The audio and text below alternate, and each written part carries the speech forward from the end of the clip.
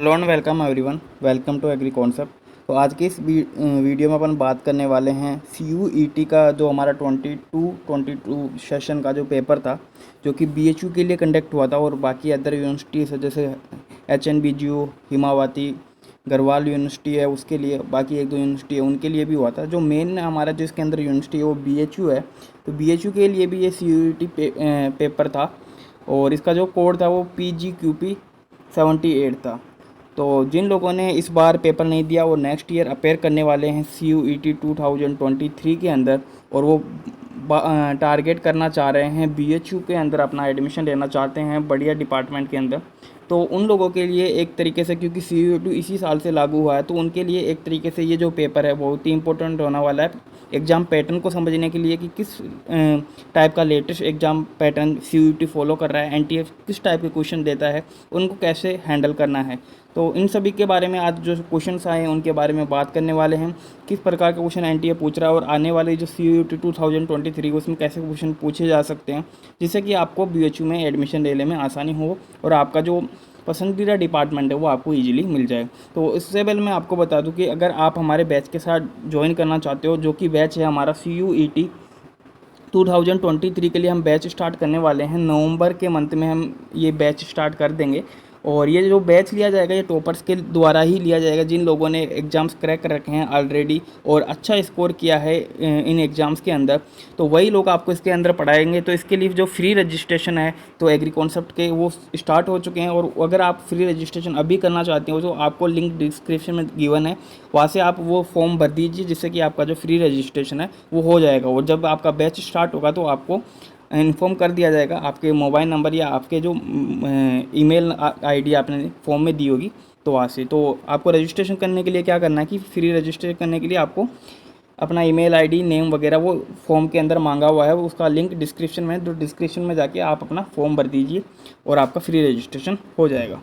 तो स्टार्ट करते हैं इसके अंदर। तो मैं सबसे पहले बता दूं कि ये जो पैटर्न है इसके अंदर CUET का BHU के लिए जो क्वेश्चन पेपर आ रहा है, इसके अंदर 100 क्वेश्चंस आते हैं। 100 क्वेश्चंस के अंदर जो हमारे 25 क्वेश्चंस है, 25 क्वेश्चंस के अंदर आपको कुछ क्वेश्चंस इंग्लिश के देखने को मिलेंगे, कुछ क्वेश्चंस आपको मैथमेटिक्स के देखने को मिलेंगे जिसको अपन क्वांटिटेटिव एप्टीट्यूड भी बोलते हैं, कुछ आपके रीजनिंग के बेस्ड के क्वेश्चन होंगे और कुछ आपके जनरल नॉलेज मतलब GK के क्वेश्चन होंगे। मतलब जो मैंने 4 सब्जेक्ट बता दिए, तो GK बता दिया, जनरल बता दिया, इंग्लिश बता दिया और मैथमेटिक्स बता दिया, तो इनके 4 5 5 या 6 7 7 क्वेश्चन वेरी करते रहते हैं। तो इतने क्वेश्चन तो आपको 25 क्वेश्चन ये आने वाले। फिर बाकी जो बचा है आपका वो 75 क्वेश्चन है, वो आपके डोमेन सब्जेक्ट के होते हैं, जो कि आपके एग्रीकल्चर के ऊपर बेस्ड होते हैं। इसके अंदर जितने भी सिलेबस की बात करें तो जितने भी हमारे ग्रेजुएशन में सब्जेक्ट्स चलते हैं वो सभी आपको पढ़ने पड़ेंगे, चाहे स्टैटिक्स हो, चाहे माइनर हो, मेजर हो, सारे सब्जेक्ट्स आपको कवर करने पड़ेंगे। तो स्टार्ट करते हैं। ये क्वेश्चन नंबर 25 तक तो ये इन्होंने दे रखा था, जो इनके जो जनरल क्वांट एप्टीट्यूड के जो क्वेश्चन थे, और डोमेन के जो क्वेश्चन नंबर है वो 26 से स्टार्ट होता है। तो यहाँ से अपन इसको देखने वाले हैं। इनके साथ साथ मैं डायरेक्ट आंसर बताऊंगा, ऑप्शन में रीड नहीं करूंगा। और ये जो आंसर की होगी बिल्कुल ऑथेंटिक आंसर की है, CUET जो NTA ने जो रिलीज किए है उसके द्वारा दी गई ये आंसर की है, तो वही आंसर की मैं आपके साथ इसके साथ शेयर कर रहा हूँ। तो कुछ आंसर इसमें गिवन है, तो कुछ आंसर से मे भी इसके अंदर जो कैंडिडेट ने दिए हैं वो गलत भी हो सकते हैं। तो मैं जो आंसर की बता रहा हूँ वो आपको नोट कर लेना है, उसी को आपको क्या करना है, फॉलो करना है।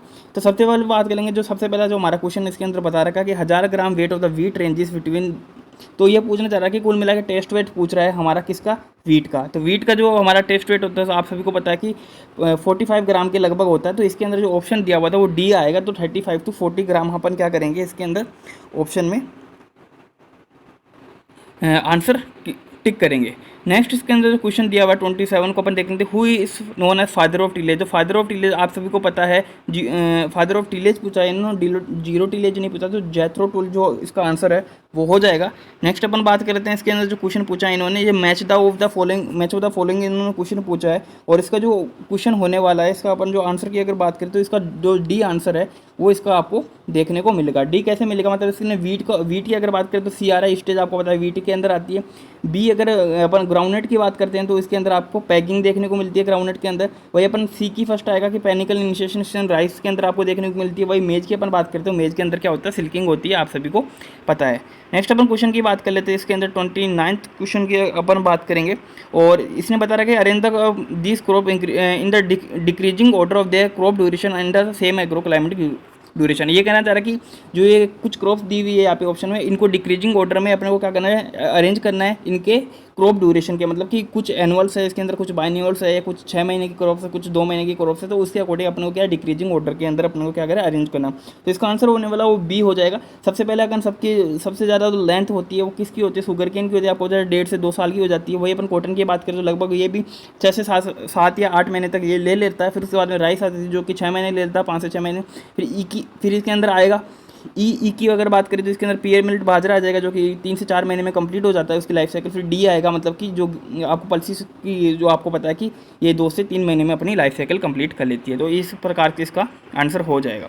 नेक्स्ट 30 की अपन बात कर लेते हैं। यहाँ पे क्वेश्चन दिया हुआ है ओरम बेंची, जिसका मतलब ब्रूम रेप भी बोलते हैं इसे। तो ये स्टेटमेंट बेस पे क्वेश्चन है।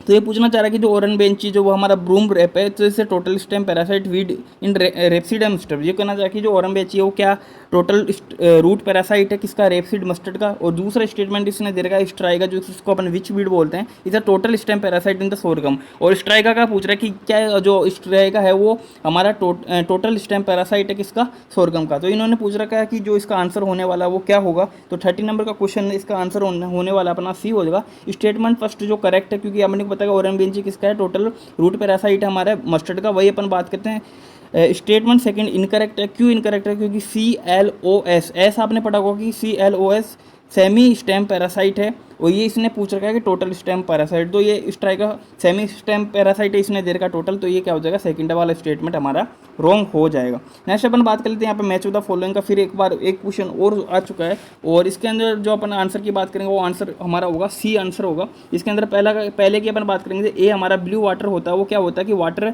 जो सी लेक्स और रिवर उसके अंदर प्रेजेंट होता है वो होने वाला।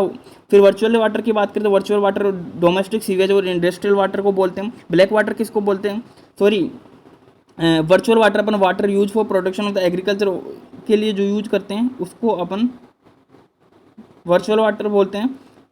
आंसर मैंने क्या बताया इसके अंदर 31 में सी। हाँ, फिर ब्लैक वाटर की अपन बात करते हैं तो ब्लैक वाटर क्या होता है कि ब्लैक वाटर का इसमें ऑप्शन देगा सेकंड, जो सीवेज वगैरह जो हमारा वहाँ से निकलता है वो। फिर ग्रीन वाटर की अगर बात करते हैं तो ये थर्ड हो जाएगा, जो कि सॉइल मॉइस्चर के अंदर जो प्रेजेंट है उसको अपन ग्रीन वाटर बोलते हैं। तो आंसर क्या होने वाला है, सी इसका आंसर हो जाएगा। नेक्स्ट अपन बात करते हैं, फिर हमारा जो क्वेश्चन है 32 है। तो विच of the following mechanism do not increase the cross pollination. आपको बोला था कैलेस्टोगेमी इसके अंदर आंसर आने वाला है, जो कि इसके अंदर क्या होता है कि फ्लावर हमेशा ओपन ही रहता है। कब, चेस्मोगेमी में जब फर्टिलाइजेशन होता है उसके बाद में फ्लावर ओपन होता है। तो कैलेस्टोगेमी इसका क्या होगा, ऑप्शन होगा, क्योंकि इसके अंदर क्रॉस पोलिनेशन होने के चांसेस बिल्कुल भी नहीं होते। फिर नेक्स्ट क्वेश्चन है हमारा, तो plant which somatic chromosome number 2n+3 AB BB और सी मतलब 5 बार सी बता दिया इसने। तो इसका जो सोमेटिक क्रोमोजोम नंबर है वो हमें बताना है। तो इसका सोमेटिक क्रोमोजोम हमारा हो जाएगा पेंटासोमिक। पेंटासोमिक कैसे होगा, 3+2 को आप ऐड करोगे तो क्या होगा, 5 हो जाएगा। तो 5 के लिए पेंटासोमिक अपन इसको बोल देंगे। नेक्स्ट अपन बात कर लेते हैं यहाँ पे, विच of the following breeding approach can be use for transfer of the desirable successive gene otherwise good variety. अगर हमें कोई भी एक डिजायरेबल सक्सेसिव जीन अच्छी वेराइटी के वेराइटी के अंदर पर ट्रांसफर करना है, तो उसके लिए हम जो कौन सा ब्रीडिंग मेथड है वो अपन यूज करने वाले हैं, जिसके बैकवर्ड मेथड यूज करेंगे, जो आपने पहले भी पढ़ा होगा। कई बार क्वेश्चन एग्जाम में बार बार रिपीट होता रहता है। इसकी लैंग्वेज थोड़ी बहुत चेंज है, लेकिन आपको क्या करना है इसके अंदर बैकवर्ड मेथड आंसर करना है। The development the embryo from the egg cell without fertilization. इसका मतलब होगा कि एम्ब्रॉय का बनना विदाउट एग सेल का फर्टिलाइजेशन बिना हुए, तो उसको अपन क्या बोलेंगे, इसको अपन बोलेंगे पार्थेनोजेनेसिस। इसका क्या होगा, आंसर हो जाएगा। नेक्स्ट अपन बात कर लेते हैं, read the following statement below the consensus and inbreeding and choose the correct statement. इसमें जैसे अपन को क्या है, जो स्टेटमेंट्स को रीड करना है और इसमें जो करेक्ट स्टेटमेंट्स है वो अपने को क्या है इसके अंदर छांटने हैं। तो कौन सा है इसका जो आंसर आने वाला वो ABC जो स्टेटमेंट है वो आप रीड कर लीजिएगा। ये तीनों स्टेटमेंट्स के अंदर क्या है, राइट है। मैं आंसर्स को ज़्यादा रीड नहीं करा क्योंकि ज़्यादा वीडियो लंबा हो जाएगा, इसलिए मैं आपको जल्दी जल्दी बता रहा हूँ। नेक्स्ट अपन बात कर लेते हैं, और एक बात और, अगर आपको PDF इसका चाहिए इस पेपर का, तो आपको PDF मिलेगा हमारे टेलीग्राम चैनल पे एग्री कॉन्सेप्ट के। तो उसकी भी लिंक वीडियो के डिस्क्रिप्शन में आपको मिल जाएगी, वहाँ से आप टेलीग्राम चैनल ज्वाइन कर लीजिएगा। अब 37 जो क्वेश्चन है उसकी अपन बात कर लेंगे। एसेसन और रीजन बेस्ड का ये क्वेश्चन रहने वाला है। तो इसने कुछ बता रखे हैं कि इसका जो असर्शन के बारे में बताया कि after DNA replication and new double helix consist of one old strand and other is newly synthesized strand. ये तो ये बताना चाहिए कि हमारा जब DNA रेप्लिकेशन होता है तो उसके अंदर जो हमारा नया DNA बनेगा, तो ये कहना चाह रहे थे एक तो उसके अंदर ऐड जो हमारा ओल्ड जो डीएनए होता है वो होता है और एक हमारा नया बनता है। पहला तो असर्शन ये है। फिर ये रीजन बताना चाह रहा है कि इसका DNA replication is both conservative and semi conservative type. और दूसरा इसका रीजन बताना कि जो हमारा डीएनए रेप्लिकेशन होता है वो कैसा होता है, कंजर्वेटिव भी होता है और सेमी कंजर्वेटिव टाइप भी होता है। तो इसके अंदर अगर अपन बात कर लेते हैं कि इसका जो आंसर होगा 37 का वो क्या होगा, तो इसका सी होगा। मतलब ए टू ट्रू है, मतलब कि एक स्टैंड पुराना होता है एक नया होता है जब डीएनए का रेप्लिकेशन होता है। वही अपन बात करें कि जो डीएनए का रेप्लिकेशन होता है वो हमारा कंजर्वेटिव और सेमी कंजर्वेटिव दोनों टाइप का नहीं होता, या तो एक टाइप का होगा या तो कंजर्वेटिव भी होगा या फिर सेमी कंजर्वेटिव भी होगा। नेक्स्ट अपन बात कर लेते हैं 38 क्वेश्चन की। यहाँ पे बात कर रहा है यहाँ पे TN1 जो कि अपन ने राइस की वैरायटी पढ़ी हुई है। तो ये कहना चाह रहा है कि जो TN1 वैरायटी है is the first draft variety of the rice developed by the crossing. तो ये कहना चाह रहा है कि क्या TN1 जो राइस की फर्स्ट ड्राफ्ट वैरायटी है राइस की वो क्रॉसिंग के द्वारा बनी थी। फिर दूसरा स्टेटमेंट ये बताना चाह रहा है कि जो IR is the first draft rice variety release for cultivation. और ये कहना चाह रहा है जो IR8 है वो फर्स्ट ड्वार्फ राइस हाइब्रिड है। क्या ये IR8 जो फर्स्ट जो वैरायटी है राइस की वो हाइब्रिड है या नहीं है। तो ये हमें दो स्टेटमेंट दिए हुए हैं, दोनों में से दो कौन से सही है कौन से गलत है, तो ये हमें बताना है। तो इसका आंसर आएगा सी। मतलब कि जो TN1 जो हमारी वैरायटी है वो तो क्या की फर्स्ट ड्राफ्ट वैरायटी है और जो कि क्रॉसिंग के द्वारा बनाई गई थी। वही अपन बात कर लेते हैं IR8 जो फर्स्ट ड्राफ्ट हाइब्रिड वैरायटी है ये हाइब्रिड नहीं है IR8 कल्टीवेशन के लिए। तो ये सेकंड स्टेटमेंट इसमें रॉन्ग हो जाएगा। वही अपन फर्स्ट स्टेटमेंट की बात करें तो इसका करेक्ट हो जाएगा। नेक्स्ट अपन बात कर लेते हैं यहाँ पे 39 क्वेश्चन की। तो यहाँ पे कुछ हमें स्टेटमेंट्स चूज़ करने हैं जो कि क्या हो गए हमारे क्रॉस पोलिनेशन से रिलेटेड सही होंगे, करेक्ट स्टेटमेंट हमें चूज़ करने हैं। तो इसके लिए अपन बात कर लेते हैं 39 क्वेश्चन की। अगर बात करें तो 39 क्वेश्चन का आंसर होगा वो सी होगा। मतलब B, C और E जो स्टेटमेंट है वो करेक्ट हो जाएंगे। आप इसमें रीड कर लीजिएगा। नेक्स्ट अपन बात कर लेते हैं 40 की बात कर लेते हैं। How many kind of genotypes are possible in F2 if 4 genes are segregating independently. अगर 4 जीन को F2 के अंदर 4 जीन को अपन क्या करते हैं इंडिपेंडेंटली सेग्रीगेट करते हैं तो कितने टाइप ऑफ जीनोटाइप बनेंगे F2 के अंदर। तो इसका जो आंसर होगा वो हमारा 81 होगा। बी इसका आंसर होगा। तो इसका आंसर देख लीजिएगा क्या होगा, बी इसका आंसर हो जाएगा।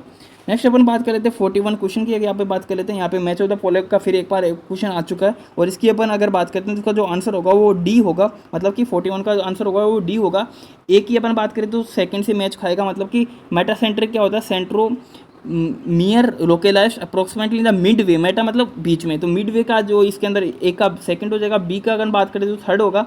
एसेंट्रोमियस ने बताया तो centromere place in the arm the close to the end of the chromosome में हो जाएगा। नेक्स्ट अपन बात करें टीलियोसेंटर की अगर बात करें तो इसका आंसर होगा फोर्थ से मैच होगा, centromere at the very and of the chromosome. And फिर एसेंटर की अगर बात करें तो यहाँ पे क्या होगा, विदाउट सेंट्रोमियर, मतलब कि सेंट्रोमियर यहाँ पे एब्सेंट होगा। तो आंसर क्या होगा इसका, डी हो जाएगा। 41 हो गया। 41 के बाद में हमारा जो 42 इसकी बात करने वाले हैं। एक मिनट, यहाँ पे भी स्टेटमेंट बेस्ड क्वेश्चन आपको दिया हुआ है 42 का। अगर आंसर की अपन बात कर लेते हैं यहाँ पे तो हमारा जो आंसर होगा 42 का वो ए होगा। मतलब both statement and statement second are correct. तो स्टेटमेंट क्या दिए हुए हैं वो आप रीड कर लीजिएगा। एक बार मैं भी बता देता हूँ। Soluble source of calcium are gypsum and phosphogypsum. जो कहना चाह रहा है कि जो सोल्यूबल सोर्स है कैल्शियम का वो जिप्सम ऑफ फोस्फोजिप्सम है, बिल्कुल करेक्ट है। फिर बताना चाह रहा है कि gypsum is use for reclaiming the sodic soil. सभी को पता है कि सोडिक सोइल के लिए रिक्लेमेशन के लिए हम क्या करते हैं, जिप्सम का यूज करते हैं। तो ये भी स्टेटमेंट क्या हो जाएगा, करेक्ट हो जाएगा। नेक्स्ट अपन 43 की यहाँ पे बात कर लेते हैं। 43 क्वेश्चन की अगर बात करते हैं यहाँ पे तो इसने हमें स्टेटमेंट वाला क्वेश्चन इसने बताया कि कौन कौन से जो स्टेटमेंट्स है वो करेक्ट है वो हमें चूज़ करना। तो इसके अंदर ABCD जो स्टेटमेंट है वो करेक्ट हो जाएंगे। आप रीड कर लीजिएगा। आंसर मैंने बता दिया आपको, ABCD जो स्टेटमेंट है वो करेक्ट हो जाएंगे। नेक्स्ट अपन बात कर लेते हैं 44th क्वेश्चन की। तो यहाँ पे पूछा है कि reagent require for the determination of soil organic matter in laboratory. तो ये कहना चाह रहा है कि कौन कौन से रिएजेंट्स है जो हम क्या करते हैं सॉइल लेबोरेटरी में यूज करते हैं। तो यहाँ पे इसको जो आंसर होने वाला है वो आंसर हो जाएगा हमारा डी और ए। इसके अंदर दोनों हो जाएंगे। मतलब डी और ए में कोई फर्क नहीं है। इन्होंने वैसे तो एनटीए ने इसको क्वेश्चन को ड्रॉप कर दिया क्योंकि यहाँ पे जो रिएजेंट्स अपन यूज करते हैं वो ABCD और इसके अंदर AB और DC ऐसे लिख दिया। मतलब है तो चारों रिएजेंट ABCD वाला यूज करेंगे, इसके उसका क्या ऑर्डर चेंज कर दिया। तो इसका क्वेश्चन को ड्रॉप कर दिया है। वैसे ड्रॉप मतलब उसने सभी को बोनस दे दिया है, लेकिन ये जो आंसर होगा आपका AB और CD है वो इसका आंसर हो जाएगा। तो आपको याद रखना, क्या पता क्वेश्चन अगली बार वापस से आ जाए और ऑप्शन आपको करेक्ट दिए हुए हो। नेक्स्ट 45th क्वेश्चन की अपन यहाँ पे बात करें तो यहाँ पे असर्शन रीजन का फिर से क्वेश्चन आया हुआ है और इस क्वेश्चन को आपको रीड करना है और इसका जो आंसर मैंने बता दिया आपको A, both A and R R true. And R इसका जो करेक्ट एक्सप्लेन जो रीजन है इसका करेक्ट एक्सप्लेनेशन हो जाएगा ए। फिर नेक्स्ट अपन बात कर लेते हैं 46 की अपन बात कर लेते हैं। यहाँ पे इसका जो आंसर आने वाला है वो आएगा डी। तो इसने क्वेश्चन पूछा which of the following is aerobic asymbiotic nitrogen fixing bacteria. मतलब बैक्टीरिया कैसा है, एरोबिक है, और लेकिन कैसा है, एसिम्बायोटिक। मतलब सिम्बायोटिक कौन है, राइजोबियम होता है, एसिम्बायोटिक के लिए पूछा है, और एरोबिक बैक्टीरिया है नाइट्रोजन फिक्शन के लिए। तो इसका जो आंसर होगा वो होगा हमारा एजोबैक्टर। क्या होगा, एजोबैक्टर। क्लोस्ट्रीडियम नहीं होगा, वो एनारोबिक के लिए होगा, सॉरी, इसमें एजोबैक्टर आपका आंसर हो जाएगा। 47 की अपन यहाँ पे बात कर लेते हैं। तो study of the soil in relation to the growth and development of plant की अगर बात कर लेते हैं, यहाँ पे एडोफोलॉजिस्ट का आपका आंसर आ जाएगा। ठीक है, सभी को पता होगा। फिर 48 क्वेश्चन की अपन बात कर लेते हैं। तो volatile substance emitted by the ripening of the fruit. सभी को पता है कि जो फ्रूट राइपनिंग होता है तो उसमें एक वोलेटाइल गैस निकलती है, वो कौन सी होती है, जो हमारा बी आंसर है, इथाइलिन गैस निकलती है। नेक्स्ट यहाँ पे मैच ऑफ द फॉलोइंग का एक बार फिर से क्वेश्चन आ चुका है, और उसका जो आंसर होने वाला है जो हमारा होगा 49 का, वो डी आंसर हो जाएगा। डी का मतलब ए का जो ए मैच होगा किससे, राइबोसोम को आपको पता है प्रोटीन सिंथेसिस का काम करता है। बी सेकेंड मतलब कि जो बी हो गया हमारा प्रोक्सीसोम, वो सेकंड में आएगा, मतलब फोटो रेस्पिरेशन का काम करता है। वही सी की अगर बात करें, माइटोकॉन्ड्रिया क्या करता है, पावर ऑफ सेल इसको बोलते हैं। और गोल्जी बॉडी की अगर बात करें तो ये सेल वॉल फॉर्मेशन में काम करता है। तो इसका आंसर हो जाएगा डी। नेक्स्ट अपन बात करते हैं, जो हमारा क्वेश्चन है हमने 49 कर लिया ना, 50वें नंबर का क्वेश्चन देखते हैं। तो इसमें पूछा है कि इन C4 plant the first stable product of photosynthesis के बारे में, जो फर्स्ट स्टेबल प्रोडक्ट बनता है कि इसके अंदर C4 प्लांट के अंदर वो कौन सा बनता है, तो वो हमारा बनता है, एक मिनट, OAA ऑक्सैलिक एसिटिक। हाँ, तो बी आ जाएगा इसका आंसर। क्या आएगा, ऑक्सलो एसिटिक एसिड। नेक्स्ट अपन 41 की बात कर लेते हैं। तो 1 molecule glucose after respiration product. अब ये बताना चाहिए कि ग्लूकोज का जो 1 मोलिक्यूल है वो रेस्पिरेशन के बाद में कितना CO2 प्रोड्यूस करता है और कितना O2 प्रोड्यूस करता है। तो ये मैं बताना तो इसका आंसर हो जाएगा सी, मतलब कि 6 तो CO2 मोलिक्यूल प्रोड्यूस करता है, 6 H2O और 38 ATP ये प्रोड्यूस करता है 1 मोलिक्यूल ऑफ ग्लूकोज। देन 52 की अगर बात करते हैं, यहाँ पे बता रहा है Meloidogyne incognita which causes stunting in the gladiolus plant and their yellowing is. अब तो ये कौन सा बता रहा है कि ये क्या है कि मेलिडोकाइन, तो आपको पता है कि ये क्या है, रूट नोट नेमिटोड हो जाएगा। नेक्स्ट 53 की बात करें तो इरोसीमिया लेनिजर्म, तो वुली एफिड है, it is an important paste of which of the following. Woolly aphid का आप सबको पता है एप्पल इसका आंसर हो जाएगा। तो वुली एफिड किसका पेस्ट है, हमारे एप्पल का पेस्ट हो जाएगा। नेक्स्ट अपन बात कर लेते हैं, इसके अंदर फिर क्वेश्चन दिया हुआ 54 का, according to the botanical classification काजू belong to the which of the following. काजू की फैमिली पूछी कि काजू प्लांट की फैमिली कौन सी होती है, तो एनाकार्डियेसी काजू की फैमिली होती है, इसका आंसर हो जाएगा 4th। नेक्स्ट अपन बात करते हैं फिर विच of the following is edible produced variety of garden pea of dual purpose. Dual purpose के लिए जो मतलब कि जो ऐसी गार्डन की पी की वैरायटी बतानी जो कि एडिबल, इसके पोड को भी अपन क्या कर सकते हैं, खा सकते हैं, मतलब छिलके को भी खा सकते हैं, और डुअल पर्पज की वैरायटी है। तो इसका जो आंसर होगा अर्का अपूर्वा हो जाएगा, जो इसका आंसर होने वाला है वो सी हो जाएगा। तो आप सभी को याद रखें, कई बार ये क्वेश्चन बार बार पूछा जाता है। फिर पूछ रखा है कि which of the following is responsible the rooting in the semi hardwood cutting in hibiscus. तो हिबेस्कस के अंदर सेमी हार्डवुड कटिंग के अंदर हमें जो रूटिंग करनी है तो किसका यूज करेंगे, आप सभी को पता है रूटिंग के लिए हम एक ही हार्मोन यूज करते हैं, इंडोल ऑक्सीजन होता है, और IBA जिसको अपन बोलते हैं इंडोल ब्यूटारिक एसिड जिसको अपन बोलते हैं। नेक्स्ट क्वेश्चन की अगर बात करें, where is the central institute arid horticulture का सेंट्रल एरिड हॉर्टिकल्चर का इंस्टीट्यूट पूछा है, तो वो क्या होगा, बीकानेर के अंदर हो जाएगा। नेक्स्ट 58 क्वेश्चन की अपन बात करें, मैच ऑफ द फॉलोइंग का फिर से एक बार क्वेश्चन हमारा आ चुका है, और इसका जो आंसर होने वाला है वो होगा बी का मतलब पियर की अगर बात करें तो पियर होता है, इसकी जो वेराइटी है बार्टलेट है। वही अपन यहाँ पे बात करें पोमनग्रेनेट की जो वैरायटी है वो बेदाना है। वही अपन सी का फर्स्ट हो जाएगा, लीची की जो वैरायटी है वो रोज सेंटेड है। वही ग्रेप की अगर वैरायटी की बात कर लेते हैं तो है वो अनाबेशाही ग्रेप की वैरायटी है। तो ये आपको वैरायटी के रिलेटेड क्वेश्चन आता है मैच ऑफ द फॉलोइंग के हिसाब से। नेक्स्ट 59 की अगर बात कर लेते हैं, यहाँ पे तो लेट ब्लाइट है इंपॉर्टेंट डिजीज ऑफ पोटैटो। अब ये कहना चाह रहा है कि जो कौन कौन से स्टेटमेंट है वो लेट ब्लाइट के लिए हमारे करेक्ट है। तो लेट ब्लाइट की जो स्टेटमेंट जो करेक्ट है वो हमारे A, B और D जो स्टेटमेंट है वो इसके लिए करेक्ट हो जाएंगे, मतलब कि Phytophthora is the causal organism late blight और पोटैटो, ये वाला सही है। नेक्स्ट अपन बात करें तो फिर खूफरी जो चिप्सोना वे रेजिस्टेंट वेराइटी है लेट ब्लाइट के लिए, फिर ये वाला क्वेश्चन है, ये वाला सही है। फिर अगर D की बात करें तो डिजीज फ्री सीड शुड भी, इसमें अपन क्या करना है, लेट ब्लाइट के लिए प्लांटेड करना चाहिए। फिर जो 60 क्वेश्चन है वो अपना स्टेटमेंट के बेस पे क्वेश्चन है, और इसका जो 60 का जो आंसर हो जाएगा हमारा ए आंसर हो जाएगा, इसके अंदर ए आंसर हो जाएगा। स्टेटमेंट फर्स्ट तो इसके अंदर क्या है, ट्रू है, बट स्टेटमेंट जो सेकंड है इसके अंदर क्या है, फॉल्स है। तो आपको दोनों याद रखना है। तो पहला स्टेटमेंट इसके अंदर ट्रू है वो क्या है कि apomixis is the asexual reproduction process date does not involve nuclear और सेलुलर फ्यूजन का इंक्लूड नहीं करता। और स्टेटमेंट जो सेकंड है जो कि रॉन्ग है वो क्या है कि एम्ब्रोयो में develop from the unfertilized egg और another cell within the embryo sac. तो ये ऐसा नहीं हो सकता।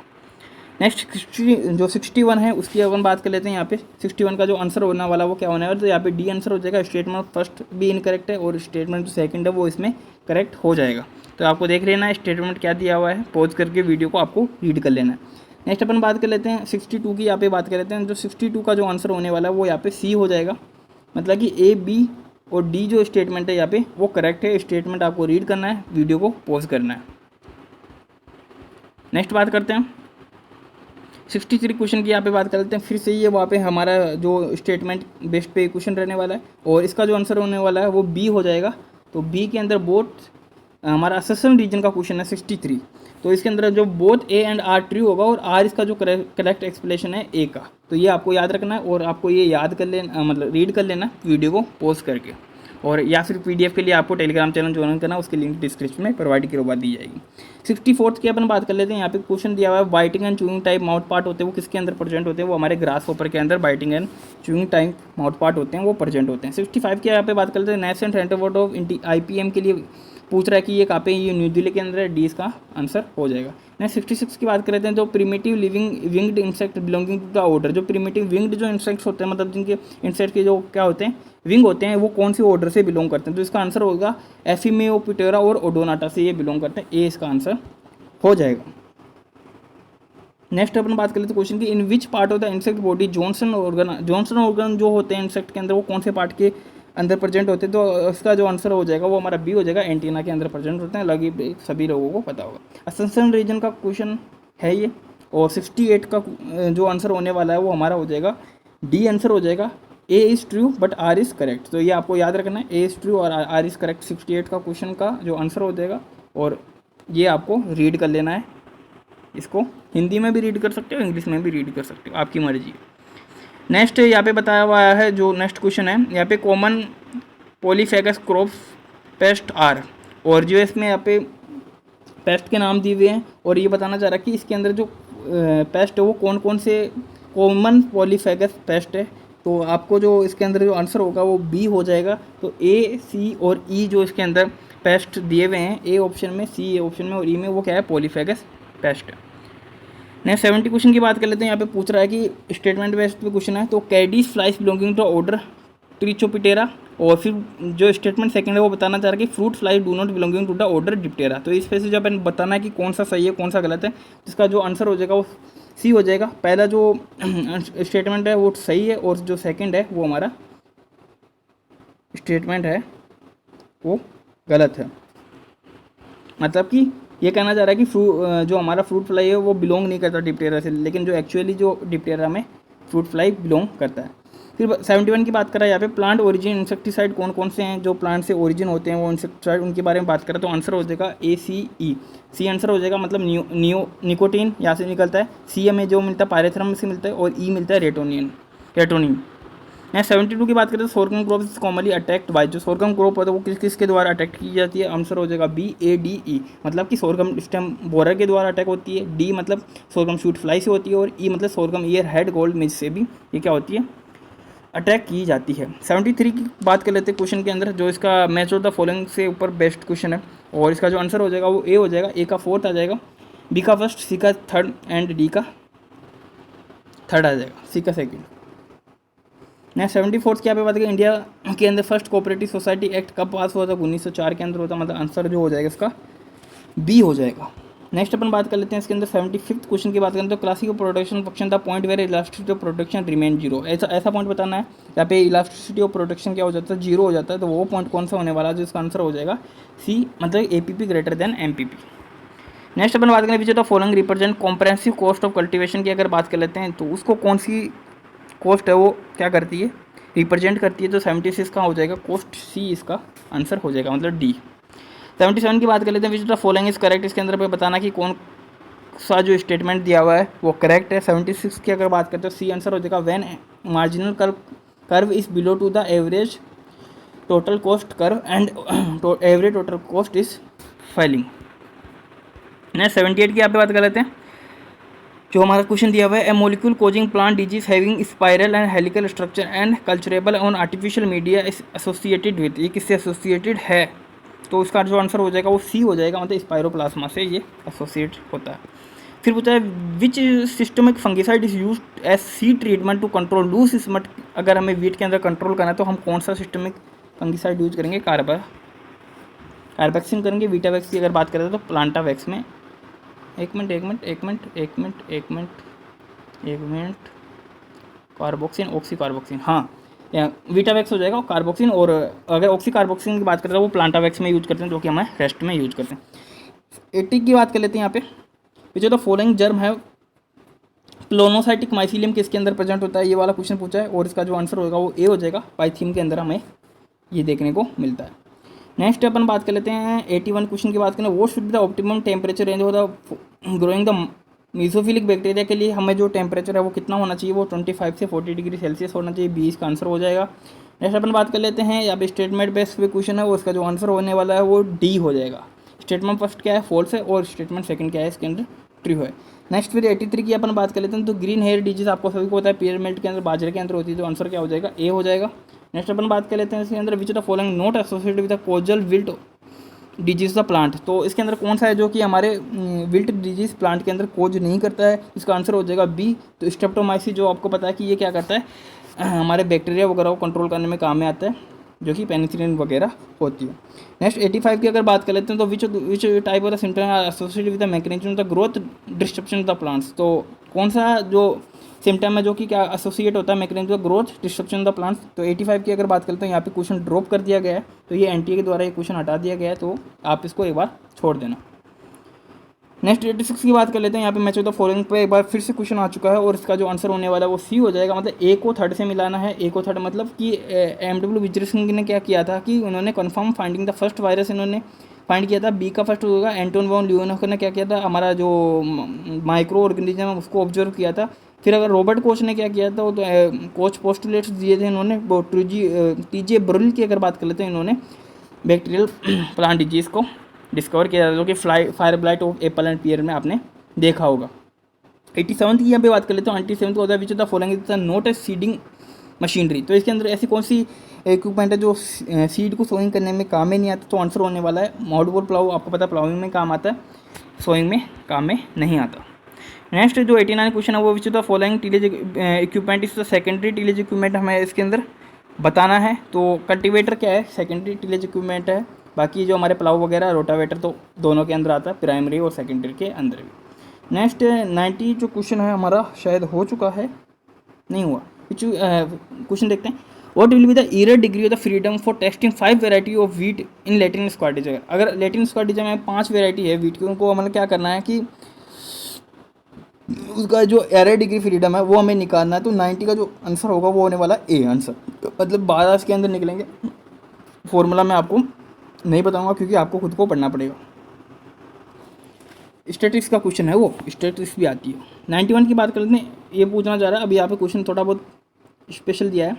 If the yield of the paddy from the different field are, ये जो वैल्यू दी हुई है this and tons per hectare, the model value of the ton per hectare. अब ये मॉडल का मतलब यहाँ पे मोड की वैल्यू पूछ रहा है। मोड मतलब होता है जो बार बार में रिपीट हुई हुई जो वैल्यू, उसको हमें इसके अंदर आंसर बताना है। तो इसके अंदर ऐसी कौन सी वैल्यू है जो सबसे ज़्यादा बार रिपीट हुई है? तो इसके आंसर की अगर बात करें वो डी होगा। 6 सबसे ज़्यादा बार इसके अंदर रिपीट हुआ है, तो इसका आंसर 6 हो जाएगा। मॉडल मतलब मोड वैल्यू पूछिए। 92 की यहाँ पे बात कर लेते हैं। मैच ऑफ द फॉलोइंग पे फिर से एक बार बेस्ट क्वेश्चन है, और जो आंसर होगा बी हो जाएगा, इसका बी आंसर होगा, ए नहीं होगा, बी आंसर हो जा। टीएनवी सिस्टम यहाँ पे हिंदी में देखना है इसको, ये क्योंकि यहाँ पे ऑप्शन में करेक्ट नहीं है, ये ऑप्शन सारे गलत है इसके अंदर। जिसका अंदर आप मिलाना बी के अकॉर्डिंग होगा, बी मतलब कि हिंदी के अकॉर्डिंग जो दिया हुआ है वो मतलब ए का थर्ड हो जाएगा। मतलब कि टीएनवी सिस्टम कब आया था आपको पता है, 74 में आया था। फिर इसने पूछा राष्ट्रीय विस्तार सेवा मतलब एक्सटेंशन सर्विस 53 के अंदर आई थी। फिर अगर गहन कृषि क्षेत्र कार्यक्रम IADP की बात करा शायद, तो ये आपका 64 में हो जाएगा। और लैंड टू लैब प्रोग्राम 79 में आया था ICR के गोल्डन जूबली पे। फिर 93 की बात करें आईटी के किसके लिए स्टैंड होता है, तो 93 की अगर बात करें तो आईटी के होता है इंडिजीनियस टेक्निकल नॉलेज, सी इसका आंसर हो जाएगा 93 का। नेक्स्ट अगर हम बात कर लेते हैं फिर से वापस एक बार, ये स्टेटमेंट बेस्ड क्वेश्चन है और इसने मोबाइल नंबर पूछे हैं किसके, किसान कॉल सेंटर के, और ये कब लॉन्च हुआ था ये बताया था। मोबाइल नंबर तो इसके अंदर करेक्ट दिए हुए हैं, और जो ये 2004 में लॉन्च हुआ था लेकिन इसने 8 में बताया, तो स्टेटमेंट सेकंड गलत हो जाएगा, स्टेटमेंट फर्स्ट सही रहेगा। नेक्स्ट 95 की बात कर लेते हैं, एक बार फिर से मैच ऑफ द कॉलिंग से क्वेश्चन आ चुका है और सी इसका आंसर होने वाला है, मतलब कि ए का फोर्थ हो जाएगा, बी का सेकंड, ए का फोर्थ मतलब इनोवेटर, इनोवेटर को हम क्या बोलते हैं, वेंचरसम बोलते हैं। फिर बी का थर्ड, बी का अर्ली मेजोरिटी क्या बोलते हैं, डेलिबरेटेड। फिर लेट मेजोरिटी की बात करें तो यहाँ पे स्केप्टिकल बोलते हैं। फिर लगार्ड्स को क्या बोलते हैं, ट्रेडिशनल बोलते हैं, जो कि सबसे मोस्टली आखिरी में क्या करते हैं, कोई भी जो हमारा इनोवेशन होता है उसको क्या करते हैं, एक्सेप्ट करते हैं। फिर 96 की यहाँ पे बात कर लेते हैं, यहाँ पे स्टेटमेंट बेस्ड पे क्वेश्चन है और जो आंसर होने वाला है वो बी हो जाएगा, मतलब कि ए एंड आर दोनों सत्य हैं, और लेकिन जो आर जो रीजन असर्शन जो इसका दिया हुआ है वो कहलाते हैं। 97 की यहाँ पे बात कर लेते हैं एक बार, और accepted way of behaviour in the society को उनको क्या बोलते हैं, एक्सेप्टेड वे ऑफ बिहेवियर उनको फोल्कवेस बोलते हैं अपन, तो फोल्कवेस का ए आंसर हो जाएगा। फिर बताना चाहिए what is the ideal flash card की आइडियल साइज पूछी है, और ग्रुप ऑफ द पीपल कितना है, कितना है 10 से 25 पीपल के लिए पूछा है, तो इसका जो आंसर होगा वो 10 से 12 जो इंच है इसकी साइज़ होने वाली है, मतलब कि 10 × 12 सेंटीमीटर। नेक्स्ट 99 की बात करें, the process of conversion of the subject, 1 inch में कितने सेंटीमीटर होते हैं, 2.5 याद रखना। फिर पूछ रहा है the process of conversion the subject matter into symbol इस टर्म है, तो सब्जेक्ट मैटर को अगर सिंबल में हम कन्वर्ट करते हैं तो हम क्या बोलते हैं उसको, एनकोडिंग, मतलब कि अपने उसको क्या किया, एनकोड किया, फिर ये रिसीवर के पास जाएगा, रिसीवर क्या करेगा, इसको डिकोड करेगा, फिर इसको मैसेज में कन्वर्ट कर लेगा। नेक्स्ट जो 100 लास्ट क्वेश्चन है, the process of collecting the analysing information from the field and secondary source in the short period of time, इसको अपन क्या बोलेंगे, जो इसका आंसर होने वाला है वो बी हो जाएगा, रैपिड रूरल अप्राइजल, इसको अपन क्या बोलते हैं, मतलब कि बहुत कम टाइम पीरियड में अपन ने क्या किया है, इसको निकाला है। ठीक है, ये हो गया, और मैंने बता दिया इसका जो पीडीएफ है वो टेलीग्राम के लिंक डिस्क्रिप्शन में प्रोवाइड है, वहाँ से ज्वाइन कीजिए। और अगर प्रिपेयर कर रहे हो 2023 और आपका सपना क्या है, आपको जाना है बीएचयू के अंदर जो कि वर्ल्ड रैंकिंग यूनिवर्सिटी है, उससे आपको एमएससी करनी है इंस्टीट्यूट ऑफ एग्रीकल्चर साइंसेज से, तो आपको क्या करना है, हमारा जो फ्री रजिस्ट्रेशन बैच है उसके अंदर अभी रजिस्ट्रेशन फ्री चल रहे हैं, तो आप उसमें इनरोल हो जाएगी। उसकी कम ही फीस रखेंगे हम, 1000-1200 के बीच में रखेंगे, और एक्सपर्ट्स जो टीचर है जिन्होंने इन एग्जाम्स को टॉप कर रखा ऑलरेडी, उनके द्वारा यहाँ से पढ़ाया जाएगा। तो उसके लिए आपको रजिस्ट्रेशन कर देना है और साथ में टेलीग्राम चैनल को ज्वाइन करना है। पेपर की पीडीएफ आपको टेलीग्राम चैनल पर मिल जाएगी, पेपर का सोल्यूशन आपको यहाँ पे मिल गया है, अपने फ्रेंड्स के साथ शेयर कीजिए। चैनल पर नए हैं तो चैनल को सब्सक्राइब कर ले, साथ में बेल आइकन भी प्रेस कर ले, ताकि आने वाले जितने भी सेशन हैं उनका आपको नोटिफिकेशन मिलता रहेगा। और कुछ सेशंस जो फ्री सेशंस है वो आप ऑलरेडी कराए हुए हैं, तो आपको क्या करना है, उनको भी ज्वाइन कर लेना है और उनको वॉच करना है। अगर आपको कुछ समझ में नहीं आ रहा तो आप उनको देख सकते हो, और कुछ क्वेरी होती है आपकी तो कमेंट बॉक्स में लिख लीजिए। इसी के साथ सेशन को एंड करेंगे। जय हिंद, जय भारत।